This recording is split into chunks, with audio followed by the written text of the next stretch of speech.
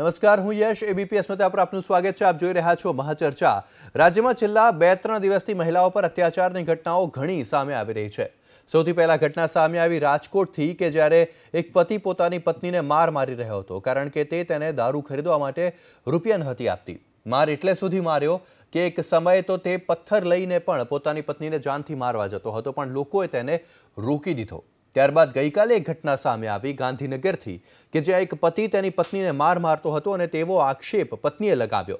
ત્યારબાદ પત્નીના પિતાએ એટલે કે સસરાએ તેને જાહેરમાં ઢોર માર માર્યો અને માર એવો માર્યો કે પતિને મમ્મી યાદ આવી ગઈ। ત્યારબાદ આજે એક વિડીયો સામે આવ્યો કે જે રાજકોટનો હતો અને સામાન્ય બાબતમાં પતિ અને પત્ની ઝઘડ્યા અને તે ઝઘડો પહોંચ્યો રસ્તા પર અને જાહેરમાં પતિએ પોતાની પત્નીને લાફા માર્યા। પત્ની રડતી રહી અને પતિ તેને મારતો રહ્યો। ત્યારબાદ જ્યારે એબીપી અસ્મિતાએ પતિ પત્ની સાથે વાત કરી તો પત્નીએ કહ્યું કે તેના પતિએ પત્નીની કૂખમાં રહેલ બાળક પડાવી દીધું અને બીજી પત્ની લાવવાની વાતો કરી। જો કે આખા મામલામાં પત્નીએ કહ્યું કે તેનો પતિ ભલે ગમે તેને મારી કાઢે પણ તે તેના પતિ સામે પોલીસ ફરિયાદ તો નહીં જ કરે। તો આમ 3 દિવસમાં રાજ્યમાં મહિલાઓ પર અત્યાચારની 3 ઘટનાઓ સામે આવી અને તેમાંથી એક દિવસ એવો પણ હતો કે જ્યારે રાજ્યની પોલીસની કમાન એક મહિલાને સોંપવામાં આવી। પણ સવાલ એ છે કે આખરે રાજ્યમાં હજુ સુધી મહિલાઓને એ સન્માન કે રક્ષા કેમ નથી મળતી? કેમ ઘરેલુ હિંસાનો શિકાર બની રહી છે આ વિકસિત ગુજરાતની મહિલાઓ? આ જ મામલા પર ચર્ચા કરીશું। ચર્ચા કરવા અમારી સાથે જોડાઈ ગયા છે સામાજિક કાર્યકર સોનલ જોશી, નિવૃત્ત ન્યાયમૂર્તિ ડોક્ટર જ્યોત્સનાબેન યાજ્ઞિક અમારી સાથે છે અને સામાજિક કાર્યકર ગીતા શ્રોફ પણ અમારી સાથે છે। તેમની સાથે ચર્ચા કરીશું પરંતુ ચર્ચાની શરૂઆતમાં સૌથી પહેલા જોઈ લઈએ કે મહાચર્ચાનો અમારો આજનો સૌથી પહેલો સવાલ શું છે।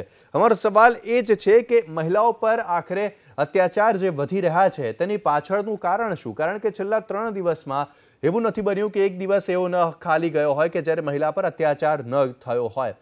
સૌથી પહેલા સોનલબેન, હું આપની પાસે આવવા માંગીશ। આખરે મહિલાઓ પર અત્યાચાર વધી કેમ રહ્યા છે? કેમ આ પ્રકારે અત્યાચારનો સિલસિલો વધી જ રહ્યો છે, અટકતો નથી?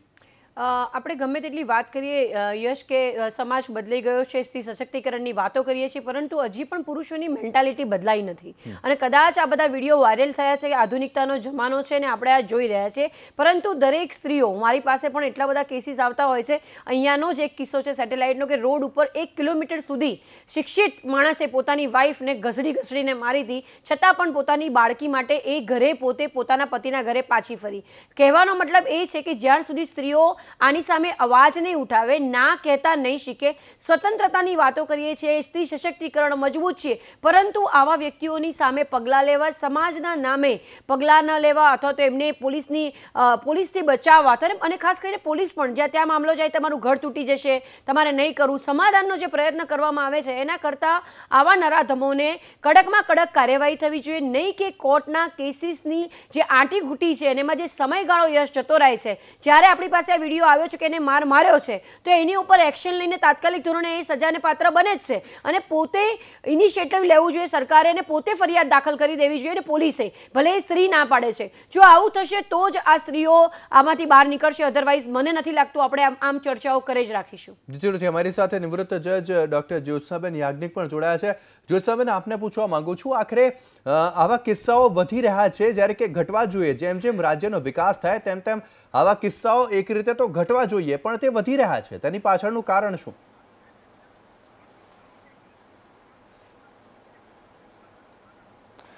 તમારી અપેક્ષા યથાર્થ છે કે ખરેખર તો કિસ્સાઓ ઘટવા જોઈએ પણ ઘટતા નથી એ સત્ય છે। તો આ માટે સ્ત્રી કે પુરુષને જવાબદાર ઠેરવવા કરતાં હું અંગત રીતે એવું મંતવ્ય ધરાવું છું કે સમાજની જે માનસિકતા છે એને ચેન્જ કરવાની બહુ જરૂર છે। Change of mindset. જ્યાં સુધી સમાજ પોતાના સ્ત્રીઓ પરત્વેના વિચારો નહીં બદલે, જ્યાં સુધી સ્ત્રીને આપણે સેકન્ડરી સિટીઝન તરીકે જ માનતા નહીં રહીએ, જ્યાં સુધી આપણે એવું સાચા અર્થમાં નહીં સ્વીકારીએ કે બંધારણમાં બક્ષેલી જે સમાનતા છે, કાયદા સમક્ષની સમાનતા, એ મહિલાઓને વ્યવહારમાં પણ મળવી જોઈએ।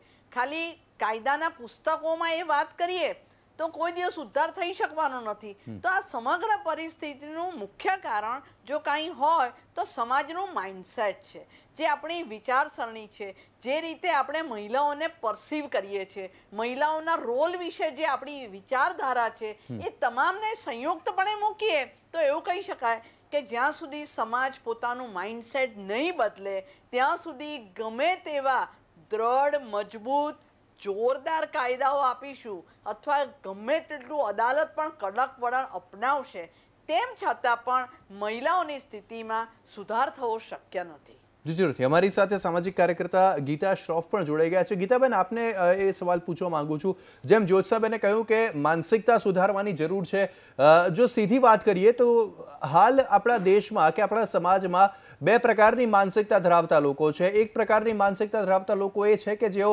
સ્ત્રીઓનું સન્માન કરે છે, તેમને જે સન્માન મળવું જોઈએ તે આપે છે, જ્યારે અન્ય જે વર્ગ છે તેઓ નથી આપતા.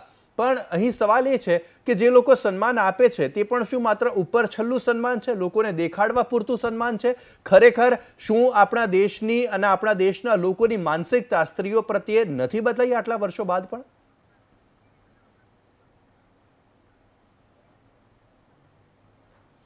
હા, ચોક્કસ જ. એ ઉપર છલ્લો દેખાડ કરનારા લોકો વિશેષ છે, કારણ કે જાગૃતિ એટલી બધી આવી ગઈ છે કે હવે કોઈ પણ રીતે લોકોએ બતાવવું પડે એમ છે જે શિક્ષિત છે કે અમે આવું નથી કરતા. પણ હું એવું માનું છું કે સમાજ તો જવાબદાર છે જ, પણ સાથે સિસ્ટમ પણ એણે કામ કરવું પડે. એ પોલીસ ડિપાર્ટમેન્ટ હોય, આપણી જ્યુડિશરી હોય, આવા બધા કેસોનો નિકાલ ખૂબ ઝડપથી થાય. પોલીસ પણ એની તપાસ યોગ્ય રીતે કરીને ફટાફટ એના કેસમાં જે FIR લેવાની હોય તે લેવાય. અને થોડાક એવા મીડિયાનો રોલ આવે કે જે મીડિયા પણ આવા કેસોને હાઇલાઇટ કરે તો બીજા જે આવું કરતા હોય એ ડરે. અને માનસિકતા બદલવા માટે થોડાક ડરની પણ જરૂર છે. જી જરૂરથી. સોનલબેન, આપને પૂછવા માંગુ, જ્યારે જ્યુડિશિયરીનો સવાલ આવે ત્યારે શું એવું જ થતું હોય છે કે મહિલાઓ પોલીસમાં ફરિયાદ કરતા બીવે છે, કે પછી પોલીસ પણ ઘણી વખત એવું થતું હોય છે કે તેઓ ફરિયાદ નથી લેતા?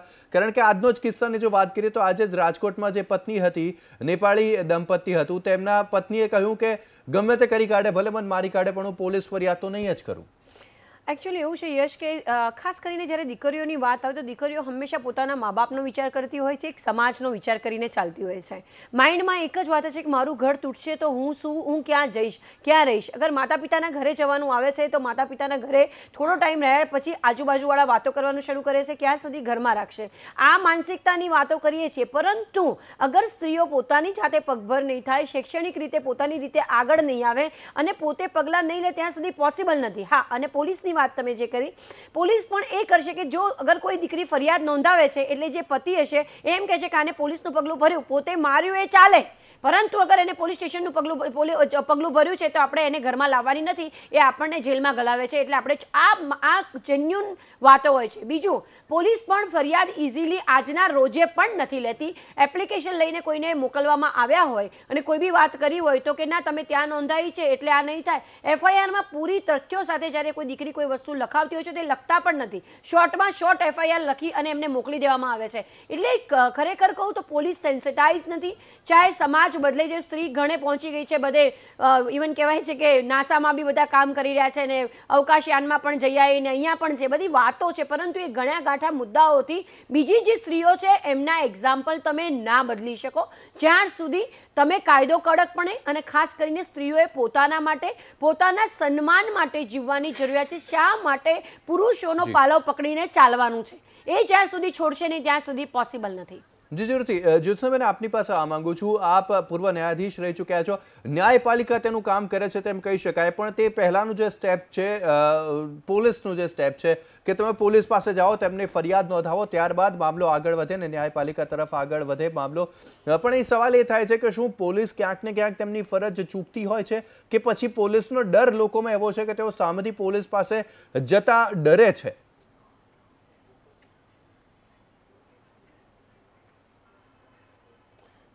મહિલાઓ વિરુદ્ધના ગુનાઓ બાબતમાં મુખ્યત્વે મહિલાઓને પોતાને એક ભય હોય છે, જેને કહીએ ફિયર ટુ બી ડિસબિલીવ્ડ. મને કોઈ નહીં માને તો સમાજમાં મારું કેવું દેખાશે.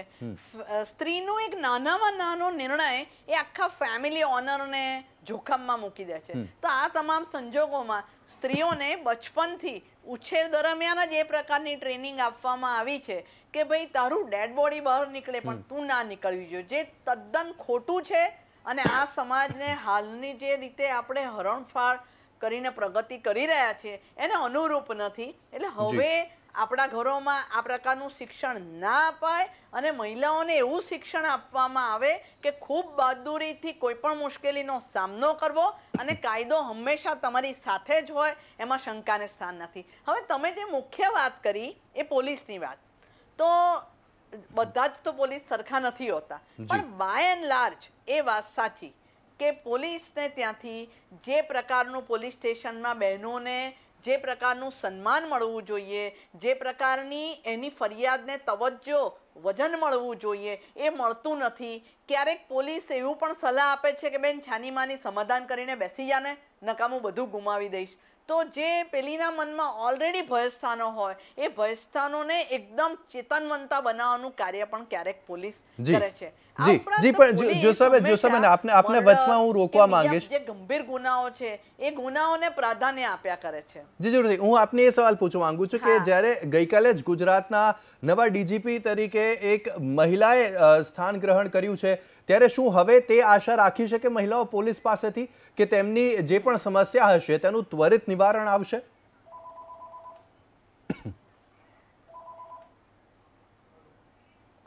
ન્યાયાધીશ તરીકેના મારા અનુભવના આધારે, વકીલાતના અનુભવના આધારે, સામાજિક કાર્યના અનુભવના આધારે હું એવું કહેવા માંગુ છું કે જ્યારે પુરુષો ડીજીપી હતા ત્યારે પણ કંઈ અન્યાય જ હંમેશા કિસ્સામાં થયો છે એવું નથી. એટલે મહિલા ડીજી છે એટલે કેટલાક આવકાર્ય પગલાઓ લેવાશે એવી અપેક્ષા રાખી શકાય, પરંતુ અગાઉ એ કારણસર અન્યાય થયો છે એવું કહેવાનું અર્થઘટન ક્યારેય ન થવું જોઈએ. એટલે ખાલી કહેવાનો મતલબ એટલો જ છે કે ખરેખર તો માનસિકતા મહત્વની છે. કે હાલમાં ગીતાબેન ચોરી મેડમ ડીજી થયા તો એમણે આખી પોલીસ જે વિભાગ છે એની માનસિકતા બદલવા માટે ભગીરથ પ્રયત્ન કરવા પડશે. અને એ ભગીરથ પ્રયત્ન અનેક પ્રકારની એક્સરસાઇઝ, અનેક પ્રકારની ઇનહાઉસ ટ્રેનિંગ માંગી લે છે. અને આખું માઇન્ડસેટ બદલવું એ કોઈ નાની સૂની ઘટના નથી. એ કોઈ એક હેડ હંમેશા કરી શકે એવું બહુ માની શકાય નહીં. તેમ છતાં પણ આશા ચોક્કસપણે રાખી શકાય કે પ્રથમ વખત આપણે ત્યાં મહિલા ડીજી આવ્યા છે તો હવે તેઓ એવું કંઈક કરશે કે જેથી કરીને મહિલા વિરુદ્ધના ગુનાઓમાં મહિલાઓને બેટર સુરક્ષા મળી શકે. એવું ચોક્કસ વિચારી શકાય. જી જરૂરથી. ગીતાબેન આપની પાસે આ માંગુ છું. જ્યોત્સનાબેને ખૂબ જ મહત્વપૂર્ણ વાત કહી અને તેમણે કહ્યું કે પરિવારમાંથી જ પહેલાથી તેવું સમજાવવામાં આવતું હોય છે કે તેવું કહેવામાં આવતું હોય છે કે તારે કે મહિલાઓએ મર્યાદામાં રહેવું જોઈએ, મહિલાઓ બહુ પોતાની વ્યથાઓને લઈ અને સમાજ સમક્ષ ન જવું જોઈએ તેવું શીખવાડવામાં આવતું હોય છે કે તેવું સમજાવવામાં આવતું હોય છે. તો શું આપ માનો છો કે ક્યાંક ને ક્યાંક સમાજની સાથે સાથે માતા પિતાનો પણ વાંક છે કે તેઓ તેમની મહિલાને, તેઓ તેમની દીકરીને, માફ કરશો, તેમની દીકરીને જે રીતે સમાજમાં જીવવાનું શીખવાડવું જોઈએ તેવું નથી શીખવાડતા?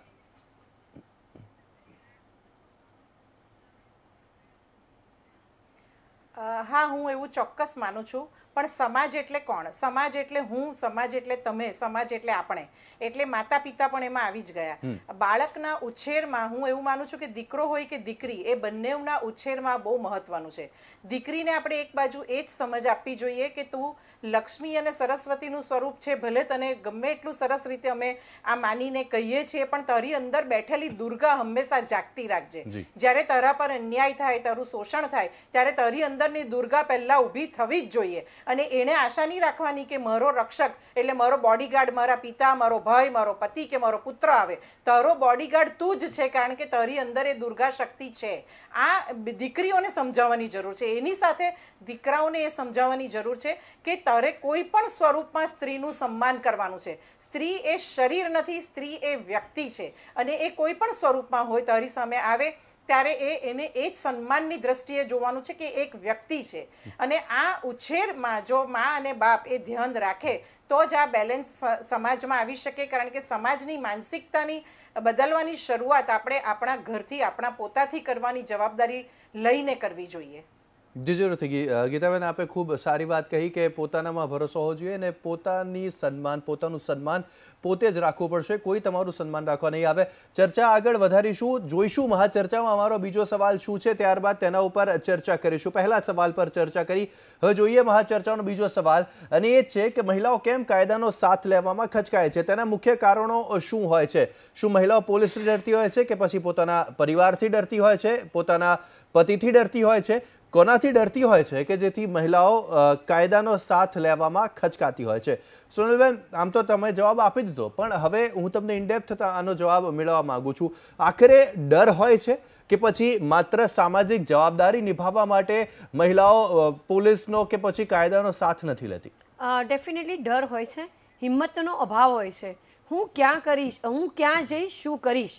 અને જે એક વખતમાં એક ડિપેન્ડન્સી આવી ગઈ હોય છે કે જ્યારે નાનપણથી જન્મે ત્યારે પિતાનો આશરો લેવો, ત્યારબાદ પતિનો લેવો, અથવા તો ભાઈની સાથે એકલા જવાની જે હિંમત નથી કરતા, અને એ જે આપણે ડિપેન્ડન્સી ગોતીએ છીએ એ જ વસ્તુ એ જ સ્ત્રીના અથવા તો દીકરીના મગજમાં ઘર કરી ગઈ હોય છે. જે હિંમત આવવી જોઈએ કે આ ખોટું થઈ રહ્યું છે, છતાં પણ પોતાની જાતને ગમે તે રીતે કન્વિન્સ કરવી કે ના આવું નથી, એ તો આવો ગુસ્સો હતો ને એટલે મને મારી હતી, બાકી એ તો મને બહુ પ્રેમ કરે છે, આવું બન્યું ને એટલા માટે. એટલે એ જે પોતાની જાતને સમજાવવાનો પ્રયત્ન કરે છે એ ન કરતા અગર એનો પ્રતિકાર કરે એ બહુ મહત્વની છે. અને બીજી વાત તમે જે કીધી ડરની વાત કરીશ, સમાજ, આ કહેવાતો સમાજે ખરેખર સ્ત્રીઓની એટલી પરિસ્થિતિ કફોડી કરી છે કે લોકો વાતો કરવામાંથી ઊંચા નથી આવતા. કેમ આ થયું છે અને આ ના થવું જોઈએ એની ચર્ચા કર્યા કરતાં એના લક્ષણ આવા હશે એટલે એને મારતો હશે, આવી વાતોના કારણે, અને સ્ત્રીની દુશ્મન છે એના કારણે આ બધા અપરાધો વધતા જાય છે. ઘરની અંદર સાસુ હોય છે તો પોતાના દીકરાને અટકાવશે નહીં કે તું શું કરવા વહુને મારે છે, એ એક કારણ છે સમાજ. બીજો પોતાનામાં હિંમત નથી, એ કારણ છે. ત્રીજી પોલીસની જવાબદારી, પોલીસ સેન્સિટાઇઝ નથી. જેવી રીતે કાઉન્સિલર હોવા જોઈએ, જેવી રીતે જ્યોત્સનાબેને કીધું કે ડેફિનેટલી એમને ભગીરથ કાર્યો કરવાની જરૂર છે. એ લોકોની માનસિકતા પોલીસ ડિપાર્ટમેન્ટમાં લોકોને સેન્સિટાઇઝ કરવાની જરૂર છે કે કોઈ વ્યક્તિ ફરિયાદ લઈને આવે છે, એમને તકલીફ છે ત્યારે તમારી પાસે આવ્યું છે, જે રીતનું એમનું બિહેવિયર હોય છે એ બિહેવિયરમાં એ લોકોને બિહેવિયરના ક્લાસીસ કરાવવાની જરૂર છે કે કેવી રીતે વર્તવું. ના હોય તો સ્ટાફની ભરતી કરો. વારંવાર સ્ટાફની વાતો કરીએ, કેસનું ભારણ કરીએ, અમે ક્યાં જઈશું? હંમેશા કોઈ એફઆઈઆર આવે છે એ લેવા માટે અમારે બેલા સાહેબને પૂછવું પડશે, અરજી લેવી જોઈએ, એફઆઈઆર લેવી જોઈએ. યશ એવું કાયદો કહે છે, સુપ્રીમ કોર્ટ કહે છે, છતાં પણ ફરિયાદો લેવાતી નથી. એક પોલીસ સ્ટેશનથી બીજા પોલીસ સ્ટેશન દીકરીઓને ધક્કા ખવડાવે છે, ત્યાં સુધી એ પોતાની હિંમત ત્યાં જ એમની મરી પરવાડી હોય છે. પોલીસ સ્ટેશનથી ડર ના લાગવો જોઈએ, એ ફ્રેન્ડલી હોવા જોઈએ, એ નથી. જી જરૂરથી. જ્યોત્સનાબેન, આપને પૂછવા માંગુ છું, એક ખૂબ સુંદર વાત સોનલબેને કહી કે સ્ત્રી જ સ્ત્રીની દુશ્મન હોય છે સમાજમાં. કારણ કે ઘણી વખત એવું થતું હોય છે કે સ્ત્રીઓ જાય છે કાયદાનો સાથ લેવા માટે, સ્ત્રીઓ જાય છે પોલીસ પાસે, સ્ત્રીઓ જાય છે કોર્ટમાં, પરંતુ ત્યાં તેમની જ સામે સવાલો ઉઠવા લાગે છે. તે સવાલ ઘણી વખત એવું થતું હોય છે કે તે સવાલ ઉઠાવવાની શરૂઆત એક મહિલા દ્વારા જ થતી હોય છે. શું એક આ ડર હોઈ શકે? પોલીસનો ડર તો ઠીક છે, પરંતુ એક આ પણ ડર હોઈ શકે કે મારી ઉપર લોકો સવાલ ઉઠાવશે, લોકો મને ખોટી સમજશે?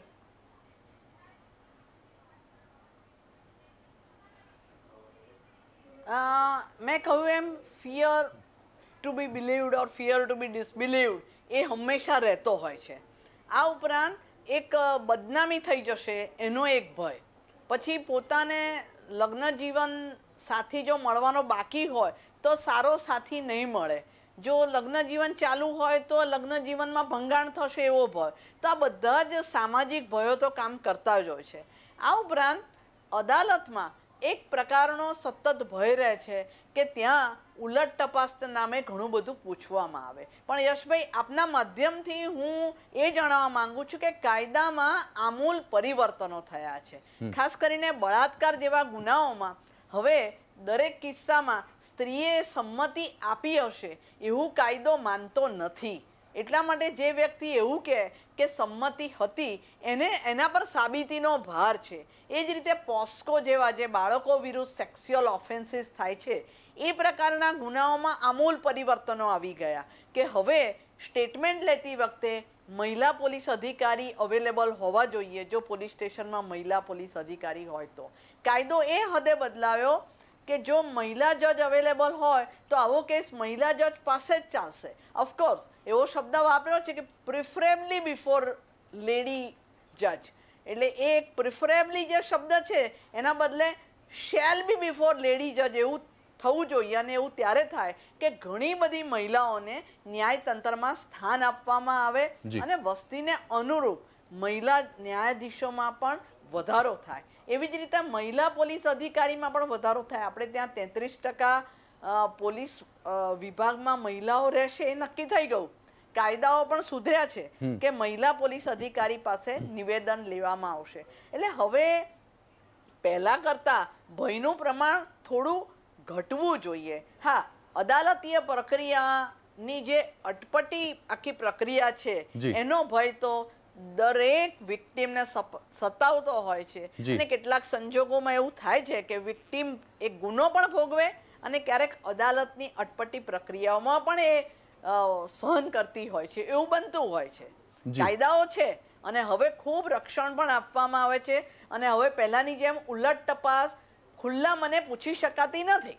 એ બધા કાયદામાં જી. સુધારા થયા છે અને એનો લાભ મહિલાઓને મળતો હોય છે. જી જરૂરથી. ગીતાબેન, આપને પૂછવા માંગુ છું, સોનલબેને કહ્યું કે મહિલાઓ શા માટે કોઈ પણ વસ્તુ સહન કરી લે, પ્રતિકાર કરવો જોઈએ, પણ શું તે પ્રતિકારનું સ્વરૂપ શું હોવું જોઈએ તે પણ એક મહત્વનો સવાલ થાય. શું પુરુષે જે રીતે અત્યાચાર કર્યો તે જ હોવું જોઈએ પ્રતિકારનું સ્વરૂપ, કે પછી અન્ય રસ્તાઓ પણ છે પ્રતિકાર કરવાના?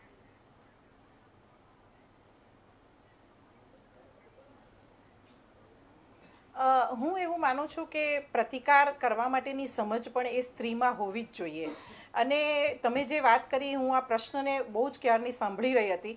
હું એવું માનું છું કે એકચ્યુઅલી ભૂતકાળ, વર્તમાનકાળ અને ભવિષ્યકાળ આ ત્રણેયનો ડર સ્ત્રીને હોય છે. એણે ભૂતકાળમાં જે જોયું હોય છે કે એની માતા કે કોઈ પણ એ જનરેશને જે સહન કર્યું છે અને જેણે અવાજ ઉઠાવ્યો છે એને કોણે સપોર્ટ કર્યો છે, કોણે નથી કર્યો, તે એક ડર, એના એક ચિત્ર તૈયાર છે. એની આજ કે જ્યારે એના બાળકો એની સાથે છે અથવા તો એ માતા પિતાને ત્યાં કેવી રીતે જઈ શકશે, એવા અનેક પ્રશ્નો એને જે મૂંઝવે છે તે, અને એની આવતીકાલ, એટલે એને ખબર છે કે હું જો મદદ માંગવા બહાર નીકળીશ તો પોલીસ સ્ટેશનમાં જઈશ કે કોર્ટમાં જઈશ તો મારા કેટલાય વર્ષો, મારું કદાચ ભવિષ્ય ત્યાં આગળ અડધું પૂરું થઈ જશે અને તે છતાં પણ મને ન્યાય મળશે કે નહીં મળશે એની મને શંકા છે. એટલે આ સતત ભયથી પીડાતી સ્ત્રીઓ એ પોતે શોષણનો ભોગ બન્યા કરતી હોય છે અને બીજાને પણ એ સલાહ એ જ આપે છે કે મેં પણ આ સહન કર્યું, તું પણ આ કર. એટલે સ્ત્રીની દુશ્મનની જે વાત આવે છે ને, ત્યારે સાસુને એવું થાય છે કે અમે તો આવું બધું બહુ સહન કર્યું, તને કે આટલું નાના નાના દુઃખોમાં તકલીફો થાય છે, તું પણ આ સહન કર. પણ હવેની દીકરીઓ જે શિક્ષિત છે, સમાજ બદલાયો છે, એને ખબર છે કે એ સહન એમણે કર્યું, પણ મને પાસે એના ઘણા, જેમ હમણાં મેડમે કહ્યું એમ કે કેટલા બધા કાયદાઓ છે. આ પોક્સોનો કાયદો જે છે તેમાં, અને સૌથી સરસ વાત તો એ છે કે હમણાં સેવા સેતુ હેઠળ આપણા ગુજરાતમાં તો સરસ એવા કુટુંબ સલાહ કેન્દ્ર પોલીસ સ્ટેશનોમાં ખુલ્યા છે અને ત્યાં કાઉન્સેલર બેસી અને આ બધી વસ્તુઓને સરસ રીતે સાંભળી અને એના સમાધાન કઈ રીતે થઈ શકે એ પણ પ્રયત્ન કરે છે. એટલે પોલીસ આવે એ પહેલાં તો એક કાઉન્સેલર વચ્ચે આવે છે. અને બીજી વસ્તુ કે આપણે કોર્ટમાં પણ આવા કાઉન્સેલર્સને નિમણૂકો થઈ રહી છે. એટલે આ બધા કાયદાઓ જે છે તે ખરેખર આવકારદાયક છે અને હું એવું માનું છું કે સ્ત્રીએ એ શીખવાની જરૂર છે કે હું શિક્ષિત છું કે અશિક્ષિત છું, મારા જેવું સહન કોઈએ મારથી વિશેષ કર્યું છે કે ઓછું કર્યું છે, એ બધી વાત બાજુ પર. અન્યાય જ્યારે મારી ઉપર કે કોઈ ઉપર પણ થાય છે તો એની સામેનો અવાજ મારે ઉઠાવવાનો જ છે અને હું ઉઠાવીશ. આ સમજ એ સ્ત્રીને હોવી જ જોઈએ. જી જરૂરથી. આપને પૂછવા માંગુ સોનલબેન, ગીતાબેને જે વાત કરી તેના પરથી એક સવાલ એવો થાય કે શું આજના જમાનામાં માત્ર એવી જ સાસુઓ છે કે જેઓ માત્ર પોતાની વહુને હેરાન કરવા માંગે છે, કે એવી પણ સાસુઓ છે કે જેઓ તેવું વિચારે છે કે મેં હેરાનગતિ સહન કરી, હું હેરાન થઈ, પણ હું મારી વહુને એ રીતે હેરાન નહીં થવા દઉં અને એનું પણ ધ્યાન રાખતી હોય છે? શું આ પ્રકારના પણ દાખલાઓ સામે આવતા હોય છે?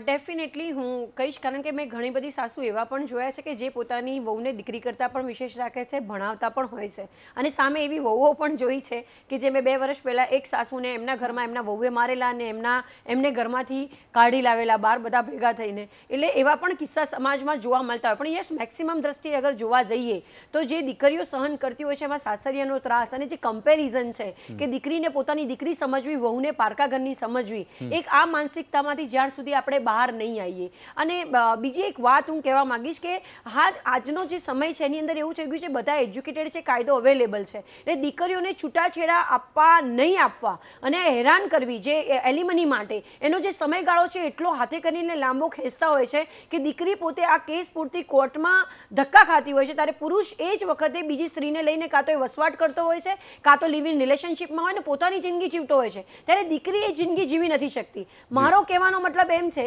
કે તમે જ્યારે લગ્ન કરો છો ત્યારે પુરુષની સાથે ઇક્વેલિટીના જીવનની વાત કરીએ છીએ, ત્યાં ભરણપોષણનો કાયદો લાગુ પડે છે, પરંતુ તમારી જાતને એટલી સક્ષમ બનાવો કે ભરણપોષણ માટે તમારે કેસ કર્યા બદલા તમે વોકઅવે થઈ જાઓ, તમે બહાર નીકળી જાઓ. અગર એ પહેલી વાર જ ભૂલ કરે છે તો તમે રોકાશો નહીં, તમે ડિવોર્સ લો, બહાર લેવો ને તમે તમારી જિંદગી જીવો.